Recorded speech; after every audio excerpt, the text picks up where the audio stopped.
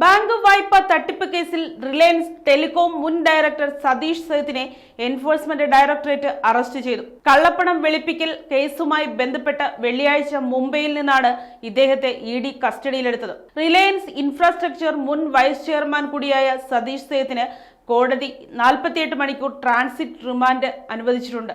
കൂടുതൽ നടപടികൾക്കായി അദ്ദേഹത്തെ ഉടൻ തന്നെ ഡൽഹിയിലെ കോടതിയിൽ ഹാജരാക്കും. സ്റ്റേറ്റ് ബാങ്ക് ഓഫ് ഇന്ത്യയിൽ നിന്ന് 114.98 കോടി രൂപയുടെ വായ്പാ തട്ടിപ്പ് നടത്തിയെന്ന CBI കേസിന്റെ ചുവട് പിടിച്ചാണ് ഇഡിയുടെ ഇപ്പോഴത്തെ നടപടി. റിലയൻസ് ടെലികോമിന് 735 കോടി രൂപയുടെ വായ്പ അനുവദിച്ച 11 ബാങ്കുകളുടെ കൺസോർഷ്യത്തിൽ SBIയും ഉൾപ്പെട്ടിരുന്നു.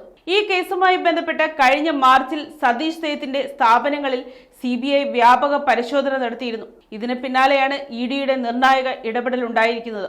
അതേസമയം SBIക്ക് 2929 കോടി രൂപയുടെ ഭീമമായ നഷ്ടം വരുത്തിയ മറ്റൊരു കേസിൽ റിലയൻസ് കമ്മ്യൂണിക്കേഷൻസ് മുൻ ഗ്രൂപ്പ് മാനേജിംഗ് ഡയറക്ടർ അമിതാഭ് ജുൻജുൻവാലയെ ഈ മാസം ആദ്യം CBI അറസ്റ്റ് ചെയ്തിരുന്നു. ഇഡി കേസിൽ ഡൽഹി തിഹാർ ജയിലിൽ കഴിഞ്ഞിരുന്ന ഇദ്ദേഹത്തെ പ്രത്യേക പ്രൊഡക്ഷൻ വാറന്റിലൂടെ മുംബൈയിലെത്തിച്ചാണ് CBI അറസ്റ്റ് ചെയ്തത്. ഇക്കഴിഞ്ഞ ജൂൺ 1 കോടതിയിൽ ഹാജരാക്കിയ ജുൻജുൻവാല നിലവിൽ ആർത്തർ റോഡ് ജയിലിൽ ജുഡീഷ്യൽ കസ്റ്റഡിയിൽ കഴിയുകയാണ്. News desk Kottarakkara media.